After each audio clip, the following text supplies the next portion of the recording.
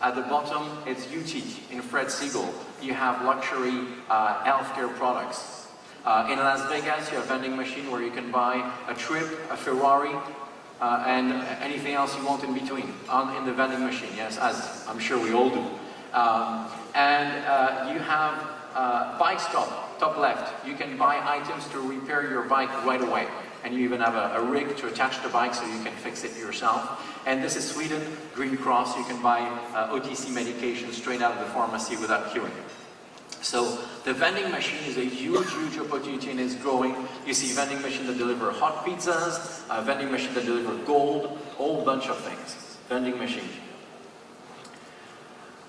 Now, when we talk about simplicity and reducing choice, one of the most powerful ways to do that is to curate, just like in a museum. In a museum, you only see a fraction of the collection. Maybe you see 100 paintings, but maybe they have 1,000 in the basement. Why? Because if they show you 1,000, you would know where to look. Because you can't look everywhere. It's the same thing in a retail shop. Why would you want to have consumer looking at thousands and thousands of SKUs instead of what they want to look at? Because you don't really know, that's the problem. So curation is about selecting for users, and it's the role you play or the role other consumers can play.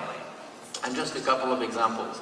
A great example of curation, and really the data experts, is Amazon.com. This is Listmania, this is done by users. Amazon is probably the company in the world that has the most extreme and excellent use of data. They're very, very sharp.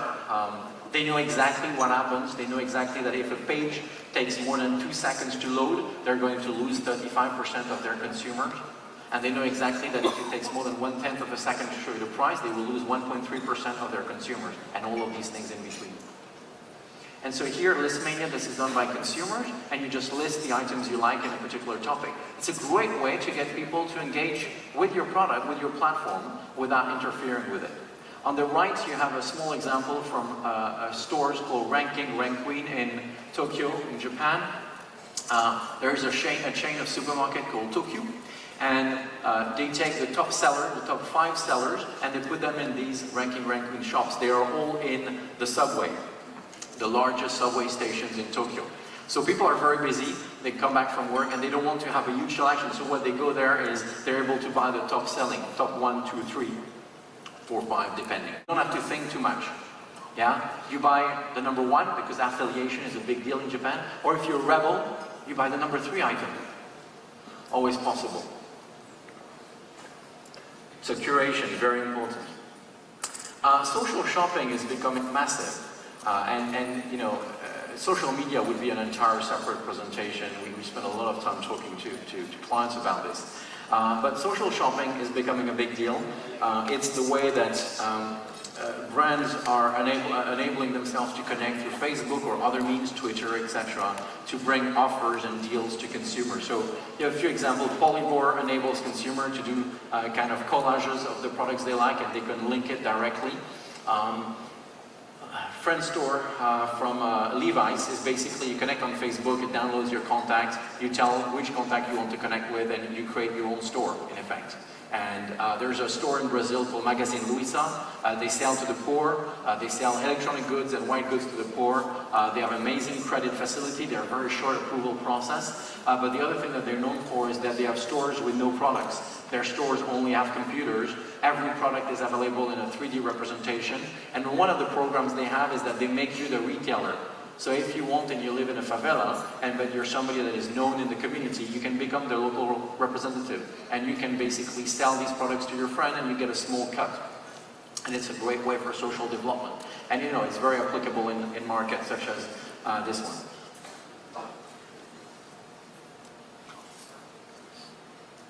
Now we talked a little bit about various concepts, and when we talk about permanent reinvention, we also talk about instant retail.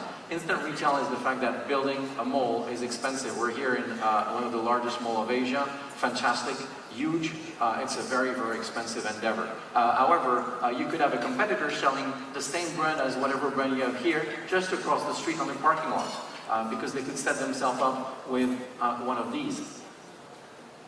which is on the left, on the right here or whatever, is the Puma box or another container type. Illy Cafe did the same thing.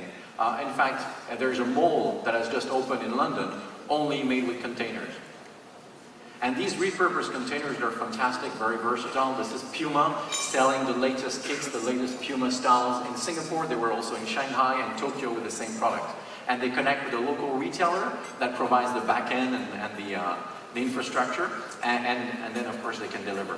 You also have in the middle restaurants. This is Ludobite. This is a chef called Ludo in LA. Now he has a TV show, and he's open because every summer he opens a restaurant in a different place. So pop-up restaurant. So the concept of pop-up or instant retail is very significant. In a mall, if you have a space that is unused, you're not looking for a tenant right away, maybe you should use that space as a pop-up to create different buzz and different interesting things. Change it a little bit. Offer alternatives, and I'll come back to that. That's permanent reinvention. And then eBay did the same thing. The huge internet giant eBay, they opened a pop-up store in New York. Yeah, just to create a bit of buzz with journalists and create a bit of interest. And if you're thinking about international expansion, it's the same thing. Why would you go right away and open a QSR in Korea or Singapore with all the expenses? Maybe what you can do is do a pop-up. Because people know the brand, they're excited about the brand, they come up, and then you create interest. And so it's not all about having a massive presence. Sometimes light and simple pays off. Niche tailing is a side way of looking at retailing. It's really to retail to a much smaller audience. To keep it really simple, to keep it to a smaller group. A couple of examples that illustrate that. At the left hand, this is a website that only sells to products for left-hand people. Yeah, it's difficult to navigate if you're right-handed. That was not a very good joke, I apologize. InQbox is a store in Singapore. You can see all those little squares, there are shelves, and if you're an artist or a designer, or you just have an idea, you want to sell a product, you go and rent one of those little boxes. And you can put your products, and the store will manage the payment, etc. But that's basically your store. So what you're looking at here, you're looking at 10, 15, 20 different stores in one space. And again, if you're thinking about the kind of tenant mix, the retail, creating a bit of buzz, these are opportunities for retailers to create some interest. Permanent reinvention, I've talked about that already in different ways. Consumers get bored really quickly.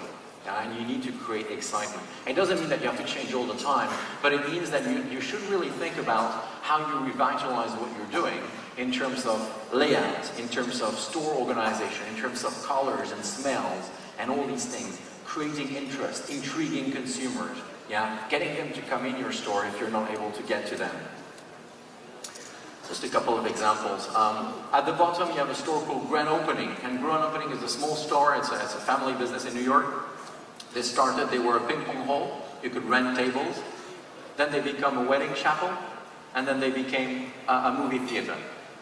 And the point about that, of course, it's an extreme example because it's a very, very small business, but the point is that idea of creating and recreating all the time, using the space as a canvas, more than as the final product. At the top, you have the Prada Transformer from fashion brand Prada. You can see it here, it's in Korea, but they've used it in other countries. It's the structure that has multiple surfaces. So on one side, it's a runway. You turn it around, you have an exhibition area. You turn it around, you have a store area. And you can use that facility for corporate events, a runway show, presentation, or as a really exclusive and very short-lived retail facility. Chanel did the same thing. They put on top of buildings across the world, they put a small capsule with an exhibition and a little bit of retail of exclusive items. Louis Vuitton does the same thing in some of their stores. They have private rooms or separate areas where they retail some of their products. So this is clearly something that the premium segment has understood well, and it connects to hyper-personalization because you can reach out to your key consumers. Try out, really simple.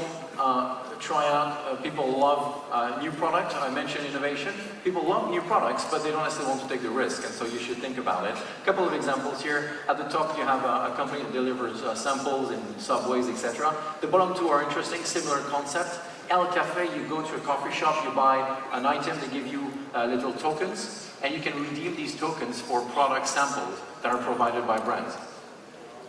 The bottom one is Club C. It's even better. The people are actually paying to join Club C, and they get samples from brands. So it's like a free research facility for brands. Okay? But think about that, how you manage the ability for people to try and connect with your product. And that also connects maybe with technology in some cases. This is just a comment for some of the small independent retailers. I'm sure there are some in the room. Of course, when you're faced with really big and powerful challengers, it gets tough. And what we're seeing today is a phenomenon where people are banding together, yeah, a grouping coming together. And a couple of examples here. There's a coffee chain in London called Proof Rock Coffee. They basically came along with a whole bunch of other independent coffee shops, and they created a disloyalty card. And the disloyalty card is very simple. You can buy a coffee in any of those independent shops, and after you bought 9 coffees, you get a 10th free anywhere in these independent stores. So it's a great way to compete against Starbucks, because it's about the independent store. And this was copied in Singapore. And at the top you have a website, which is a website in the US called let's change the name again, yeah, independent.com, which is basically for independent retailers to band together.